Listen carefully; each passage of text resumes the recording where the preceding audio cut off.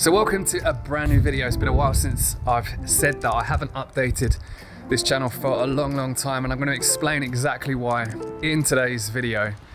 But I thought I would just quickly show you this because it's probably a while ago, I showed you that we was building this at the bottom of the garden, and you can see we've kind of got the bar ready for summer. But at the same time, if we come through here, I'm going to show you exactly what is through these doors. This is the messy side of it, so I'm not going to show you too much of this. In here, we have what has been a godsend whilst I've been working from home because of the pandemic. We have the office, and I do apologize that it is a little bit messy right now, as you can kind of see. But I want to kind of walk you through what I've been up to over the last 18 months, and also in particular, why it's been quite overwhelming and hard.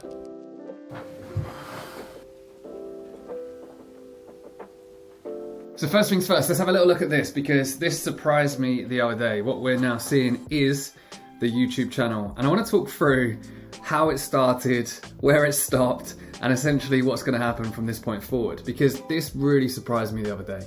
Nearly 60,000 subscribers, and yeah, it just kind of took me a little bit by surprise. Also, this is really important, which I'm going to highlight as well in today's video of what I've been up to.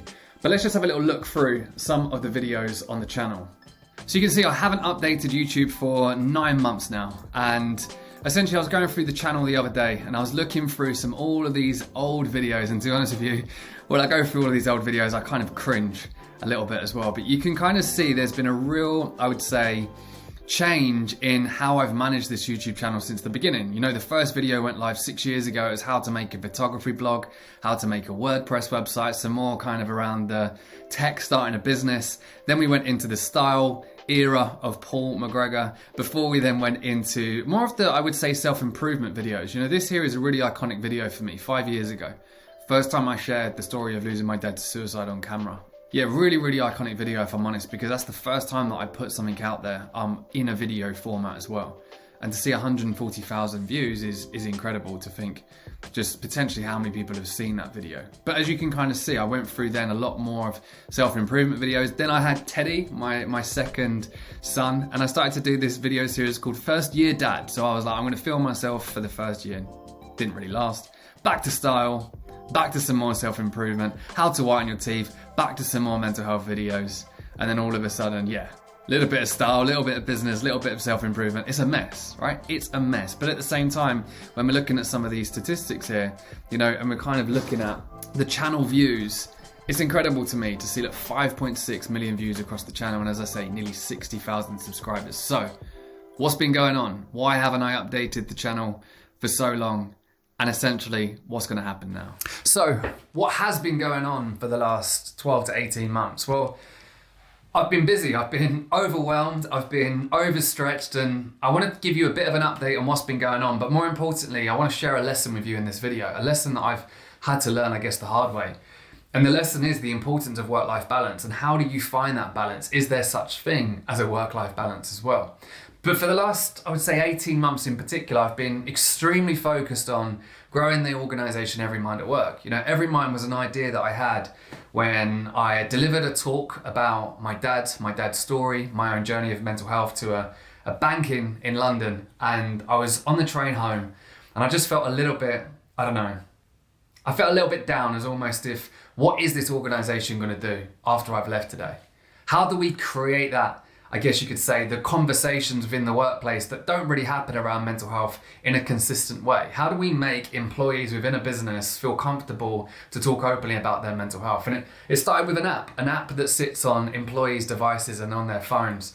And the reason for that is, you know, my dad, before we lost him to suicide, he was an engineer, a very isolating, lonely role. And I do always think about my dad in the fact that he did a lot for his mental health, but he also must have carried a huge amount of shame and a huge amount of judgment and perceived judgment if he was open and honest about his mental health, to us as a family, to his friends, but you know, also to his colleagues. And I thought to myself, if he could have had a tool on a phone, anonymously, whatever it would be, in that moment in time, could our lives have been very different? And Every Mind started with just an app, but since then we've evolved into what we call a partnership We partner with organizations, we help them through a variety of talks, initiatives, strategy development, their own dedicated well-being consultant. And it gives me goosebumps to feel like an idea in a notepad that I had about 2 years ago now is now an organization that's partnered with lots of businesses in the UK, outside of the UK. And we're now a team of about 11, 12 employees. We're growing, and I'm excited for the future of Every Mind at Work. And a big part of my role in Every Mind at Work, of course, being the founder and running that organization, is also the talks that I deliver. And that's the part that I love about that role. Delivering talks to businesses, to individuals, telling my story, trying to inspire people to see that mental health is important. And we calculated that it was over 200 talks last year. So yeah, incredible stuff. And I really, really love that business, and I can't wait to see how it grows. But another thing that I've also been working on is I met an incredible man years and years and years ago. If any of you have followed the journey for a long time, you'll know that I started with an organization called brighterman.com. And Brighterman was a business that was focused on men's accessories. And it failed. It failed big time. That was just after my dad, just losing my dad to suicide. I left my corporate job. I wanted to start my own business, and I put some money into this idea, this e-commerce website back in 2010. And I thought to myself, I'm going to be rich. And it failed. Failed big time. But from that failure, I met an incredible man called Aaron Marino, Mr. Alpha M. And he was doing YouTube videos at the time, and I sent him some product, and he promoted the product, and long story short, he sold out my website essentially. And this was way, way back when, 2010. And I think about that business and that failure of that business. One thing that I learned from that was the mistakes that I made, but also the connection that I had with the likes of Aaron, with the likes of other people in that industry, Antonio Centano, and many more. And come full circle now, there's a brand called enemy.com, which you might have heard of when it comes to Aaron starting this brand. And I'm extremely grateful that I help Aaron with this brand, in terms of the marketing, in terms of just looking at the overall product, the overall direction of the brand. And, working for Aaron really for me, alongside Every Mind at Work, is just, it really complements each other well, because I learned so much from his mindset, his drive, his vision, and that really sort of translates into the work that I do for Every Mind as well. And I'm also so grateful that I'm allowed the opportunity to be able to do both. But yeah, Enemy is a business that I'm really, really invested in at the moment. A sunglasses brand, incredible sunglasses. I've got loads here in the office as well. But it's not really sunny in the UK, so it's kind of a waste of time. But yeah, Enemy is an incredible brand, and I'm just excited to sort of grow this with Aaron as well over, I don't know, next couple of years and see where that goes. But like I say, working with Aaron has also taught me a lot too. But there's also one other update that I want to give you. Back in October, I took on the challenge to run 8 marathons in 8 days in 8 cities in the UK. And essentially the reason for that was to raise awareness for young people's mental health, but also to raise funds for an amazing charity called Beyond, which will provide therapy and support to young people. And I managed to achieve that. And I wanted to just share this with you, just because this was something my mum put together for me. My lovely, adorable mum. She put together a couple of these photos, as you can kind of see here. Rory, he's an amazing guy that's helped me a lot. That was me on Marathon 4 in Nottingham. There's my little boy Teddy on the last run. My mum, my brother, as you can see there. It was an incredible, incredible experience, and something that has definitely given me the running bug once again. And when we're looking at that in particular, I think it's important that we now look at work-life balance and how I'm trying to find some more work-life balance. So one thing that I've been trying to do better is spend a little bit of time on self-care. And you can hear that the dog is desperate to go for his walk now. I finally managed to get the lead on him. But every single morning without fail, I'll try and do something, whether it's walk the dog, whether it's go for a run, go to the gym, do some journaling, whatever it is. For me, that time in the morning is really important. I will normally do some work in the morning still, but making sure that I have half an hour, 15 minutes of just focusing on myself for a little while is extremely important. So as you can see, it's the morning and the dog is desperate to go for a walk. So let's get it done. So I'm starting to get into a bit of a habit on a Saturday morning when it's normally more of a restful day in terms of exercise, to just go for a walk with the dog, normally about 3 or 4 miles in the morning.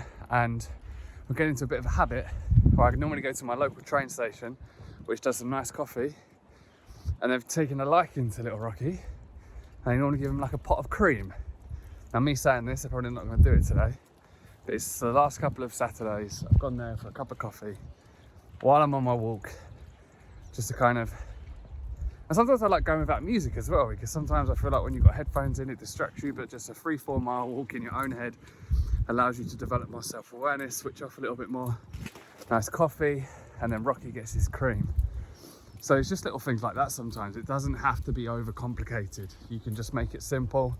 It's just making sure that you find that 30 minutes, 45 minutes, hour of your day to just make sure that you're focusing on yourself, because it's so important. I mean, you've got to live life more like a dog, right?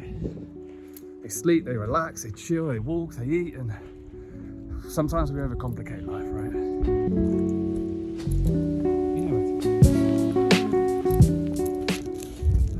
Flat white with oat milk, please. Regular one, yeah? Yes, please. Can we cheeky and ask for a little bit of cream for the dog as well? What's that, sorry? Can we get a little bit of cream for the dog? Yeah. He's adorable. What's his name? Rocky. Rocky? Yeah. He does look like a Rocky. After the Paw Patrol character though. Not the boxer. Named by your kid? Yeah, it was either that or Buzz Lightyear. I know people are going to say that cream is not good for dogs. However, we all have to treat ourselves sometimes. So as you might have heard, it wasn't Holly, who it normally is, who gives them the little pot of cream, but did ask, the man gave it to us for free, dog enjoyed it, so all good, and we crack on now for a few miles before we crack on with the day.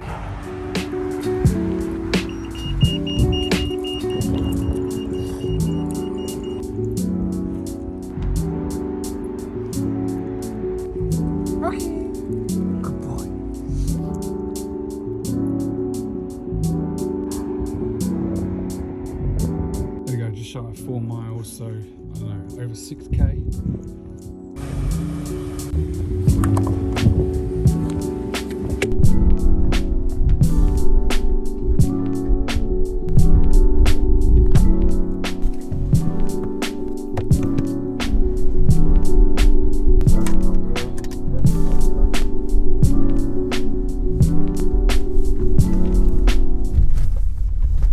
So I've just been to get some dog food and thought I'd pull over and just share a lesson that I've learned with you in terms of work-life balance. You know, this morning I managed to get in over an hour's walk. It was a good time for me to de-stress, to clear the mind, to spend that little bit of time for myself. But Monday to Friday, I don't normally get that luxury, right? And when it comes to prioritizing your own mental health, focusing on yourself, we often get caught up in the trap of trying to do too much. So essentially what I mean by that is we might see the crazy morning routine that everyone does, the journaling that they do, the exercise that they do, the cold shower that they do every single morning. And we tend to put too much pressure on ourselves to then do that. Whereas being real with all of you, sometimes, you know, I don't necessarily have the luxury to do all of that stuff. And when I say I don't have the luxury to do all of that stuff, I'm sure you might be able to relate to this. I just don't find it easy to prioritize it.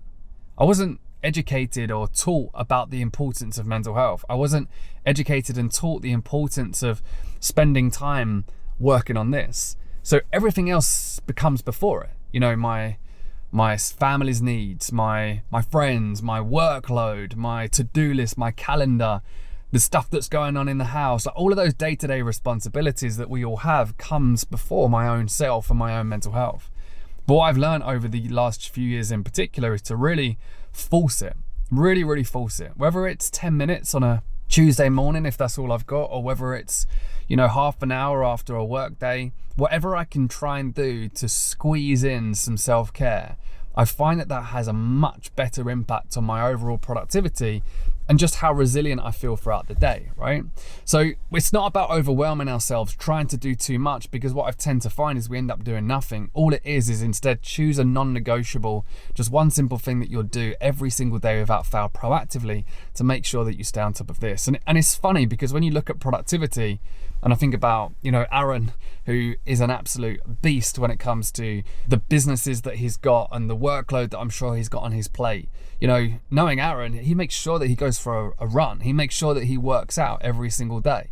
And then also I think about, you know, one of the key investors in Everymind. You know, he's a CEO of an organization of thousands of employees, right? Again, you think of someone in that sort of situation when it comes to work. we almost imagine that they don't have time, but once again, he makes sure that he runs, he makes sure that he goes out for those walks and a little bit of time at the weekend. And of course, everyone's busy, we're all busy, but it doesn't make sense that we can't find 5 minutes of our day, 10 minutes, half an hour at the weekend or whatever to focus on ourselves and our mental health. It helps productivity, it helps us make us feel better, and it's just something that's so important. So no matter how busy you are, no matter how much work you've got going on right now, you can still find time to prioritize yourself.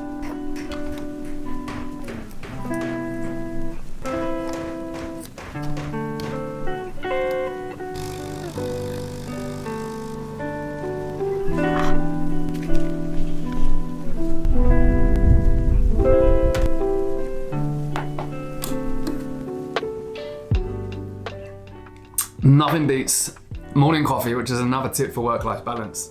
If you enjoyed this video, please let me know. It's been a long time. If you haven't subscribed to the channel already, please make sure that you do. And I'm looking forward to putting some more content out. I quite enjoyed it, which is the main thing, right? I enjoy creating this content. I have no idea how it's gonna turn out. I'll leave that to the amazing editors. But yeah, if you enjoyed it, let me know in the comments, and I'll see you all in a video very soon.